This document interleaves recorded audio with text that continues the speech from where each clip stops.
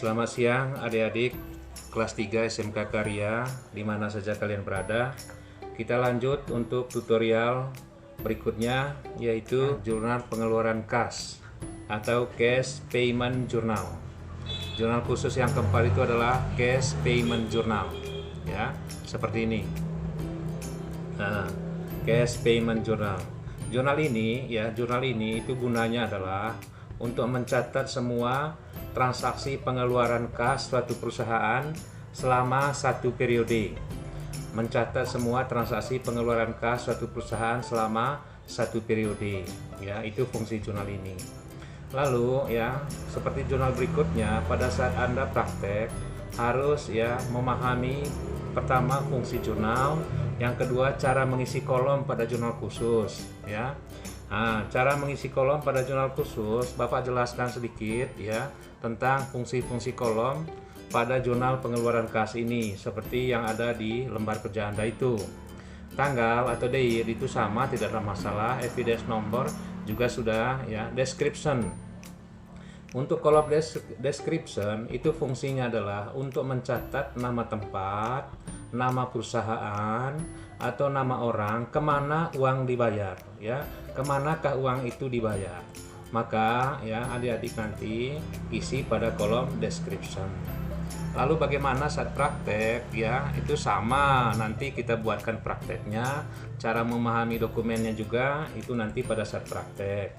Tetapi ketika Bapak tanya apa fungsi kolom description pada Cash Payment Journal, maka adik-adik menjawab untuk mencatat, ya, nama tempat, nama orang atau nama perusahaan, kemana uang itu dibayar. Itu untuk kolom description, ya. Lalu adik-adik sekalian, pada kolom berikutnya itu kolom debit, ya. Kolom debit itu dibagi dengan beberapa kolom, yaitu pertama kolom account payable.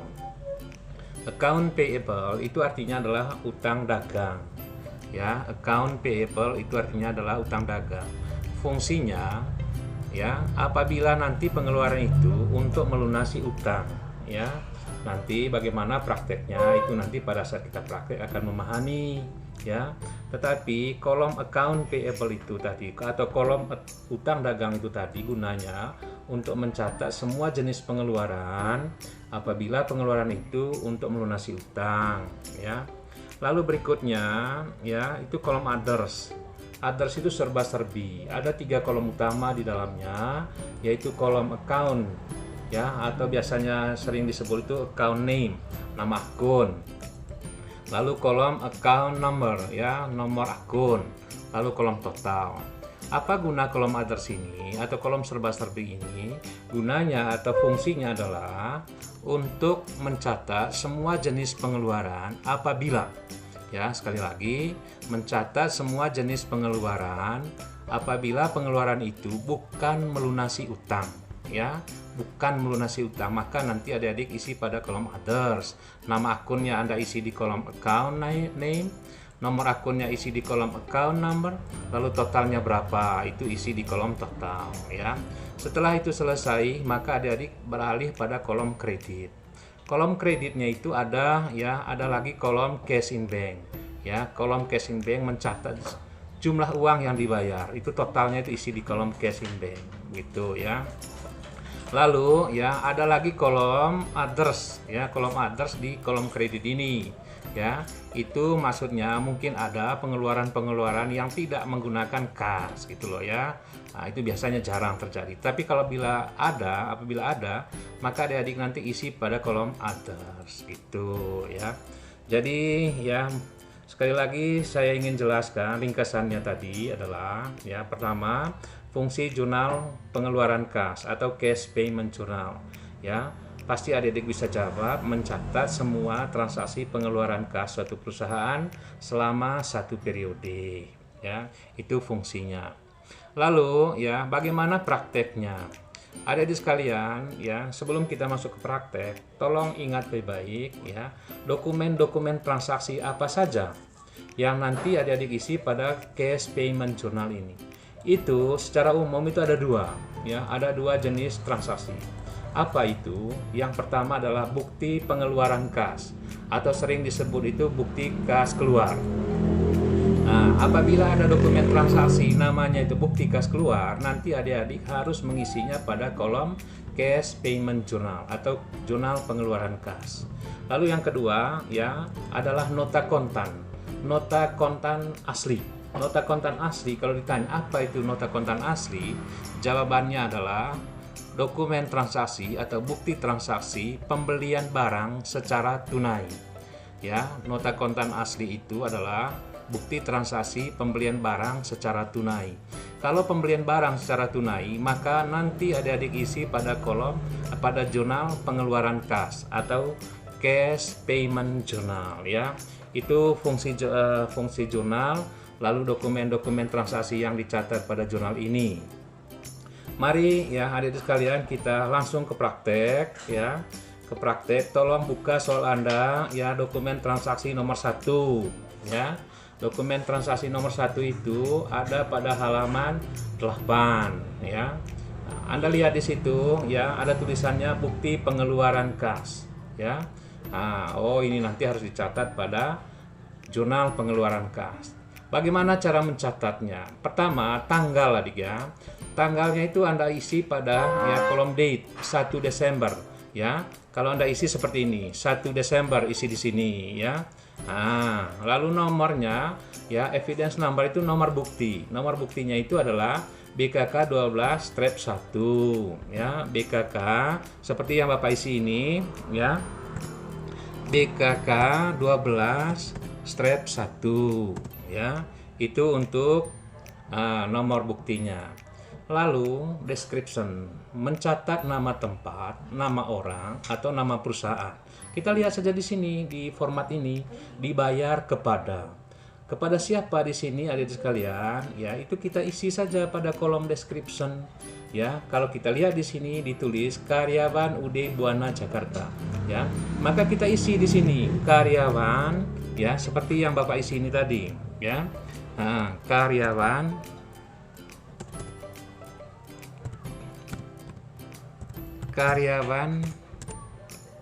apa tadi? Karyawan UD Buana Jakarta. Karyawan UD Buana Jakarta ya. Jakarta. Ya. Sudah ya, pada kolom description selesai. Lalu adik-adik sekalian, untuk menentukan ya, untuk menentukan di kolom mana ini harus diisi ini, apakah di kolom account payable atau kolom yang mana, mari ya tolong lihat dokumen Anda. Perhatikan baik-baik dokumen Anda pada bagian keterangan ya. Di bagian keterangan.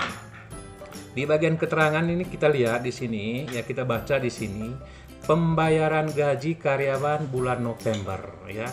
Adik-adik sekalian, kalau keterangannya seperti ini, pembayaran gaji ya, maka ya adik-adik jangan mengisi pada kolom account payable. Tidak boleh diisi pada kolom account payable ya, karena account payable itu tadi artinya adalah utang dagang. Oleh karena tidak diisi pada kolom account payable, pertanyaannya isi di mana ya. Nah, adik-adik ya lihat pada kolom berikutnya itu ada kolom ya account atau kolom others ya. Kita isi di kolom account name atau account itu adalah expense payable. Expense payable itu artinya apa? Utang beban atau utang biaya ya. Untuk memahami arti daripada expense payable itu ada di dokumen soal Anda di halaman 4 atau mungkin di halaman 5. Baca nanti di situ nama-nama akun dalam istilah. Setelah Anda tulis expense payable ya seperti ini ya, maka langkah selanjutnya nomor akunnya ya. Nomor akunnya kalau Anda lihat di soal ya, itu di soal halaman 5 ya, halaman 5. Expense payable. Nah, di sini. Oh, bukan, di halaman 4 adik ya, expense payable ini. Nomornya itu 2-1200 ya. Kita isi saja di sini ya. 2-1200 ya. Itu di nomor akunnya. Selesai ya. Lalu totalnya sama dengan kalau lihat di sini 2.500.000 ya. Pada cash in bank 2.500.000. Sehingga jurnal umum ya, jurnal ini dibaca secara jurnal umum expense payable pada cash in bank ya. Expense payable di debit 2.500.000, cash in bank di kredit 2.500.000. Kolom-kolom yang lain tidak perlu Anda isi, gitu ya. Oke ya, itu untuk dokumen transaksi nomor 1. Adik-adik sekalian, ya seluruh dokumen yang ada di dalam soal ini untuk pengeluaran kas itu ada 7 ya. Nah, tolong diingat ya. Saya minta Anda untuk mengisi dokumen nomor 6 ya. Nanti lihat dokumen nomor 6 ya. Kita lihat ini dokumen nomor 6 sudah. Ya. Saya beri contoh kepada Anda ya, untuk melihat dokumen nomor 6 untuk membedakan ya cara mengisinya sebentar ya. Di sini ini dokumen nomor 6 ya, ada pada halaman 10 ya. Ada pada halaman 10. Ada dilihat di situ ya, bukti pengeluaran kas tanggal 6. Di kolom tanggal kita isi saja tanggal 6 ya, tanggal 6. Lalu nomor akunnya, nomor buktinya itu ya BKK 12-2 ya. Nah, Anda lihat di situ nomor nomor buktinya 12-2 ya. Lalu ya dia katakan tadi deskripsinya itu nama perusahaan, nama tempat. Kita lihat saja di sini ya, PT Margonda ya. Margonda Harko Glodok Jakarta. Kita isi saja di sini ya, PT Margonda. Ya, PT Margonda. Margonda ya. Nah, dan lanjutannya terserah Anda isinya nanti. Nah, lalu ya, isi di kolom mana di bagian debit, tolong perhatikan, ini yang membedakan ya. Nah, lihat di sini di keterangannya ya, saya kasih tanda ini keterangannya. Ya, kalau dibaca pelunasan faktur FK 2011 tertanggal 28 November 2018. Kalau ada kalimat atau keterangan pelunasan faktur ya, sekali lagi, kalau ada kalimat atau keterangan pelunasan faktur, maka adik-adik ya harus mengisi angkanya pada kolom account payable. Itu berarti membayar utang dagang. Ya, sekali lagi, kalau ada kalimat pelunasan faktur nanti pada bukti kas keluar, maka angkanya Anda isi pada kolom account payable. Nah, seperti ini, itu berarti totalnya sama dengan 28.600.000. Kita isi di kolom ini 28.600.000. Iya.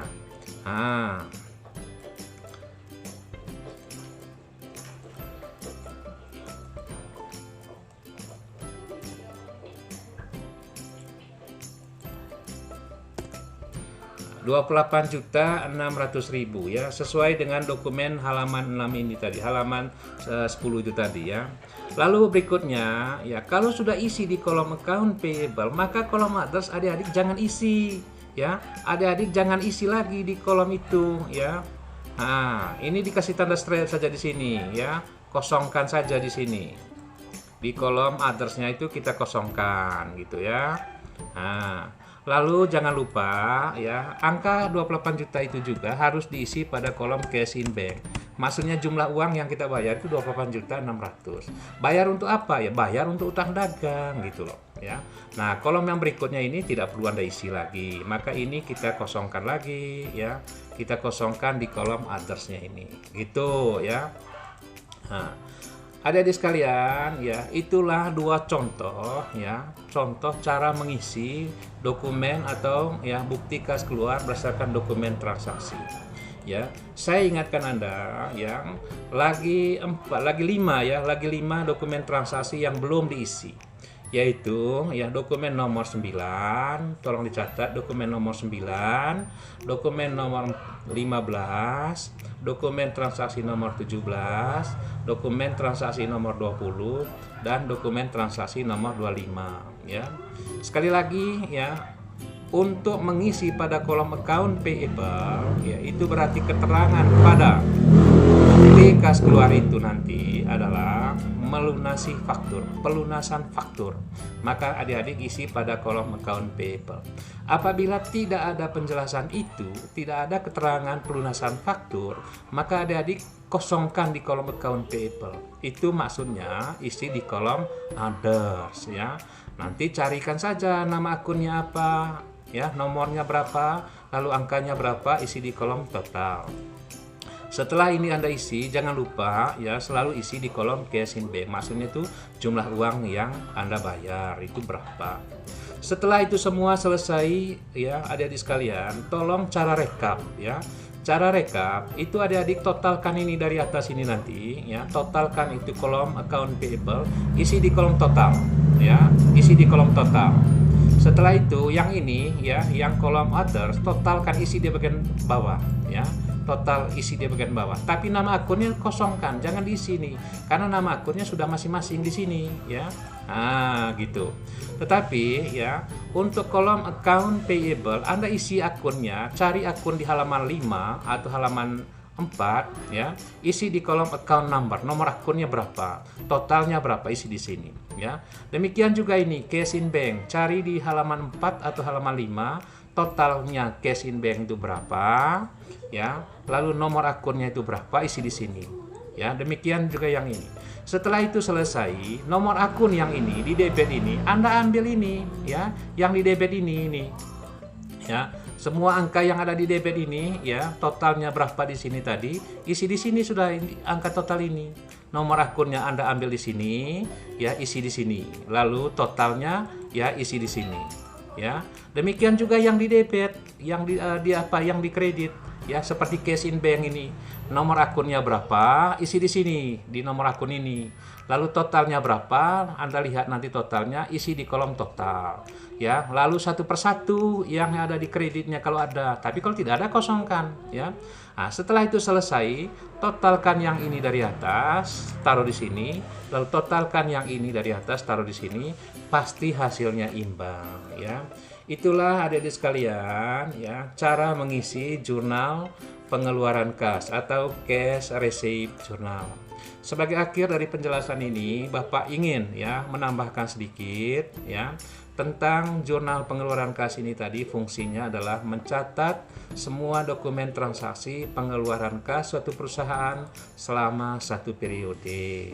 Ada dua jenis dokumen transaksi yang dipakai di sini, yaitu bukti kas keluar dan nota kontan asli. Apa itu nota kontan asli? Bukti transaksi pembelian yang dilakukan secara tunai. Sekian dan terima kasih. Selamat bekerja.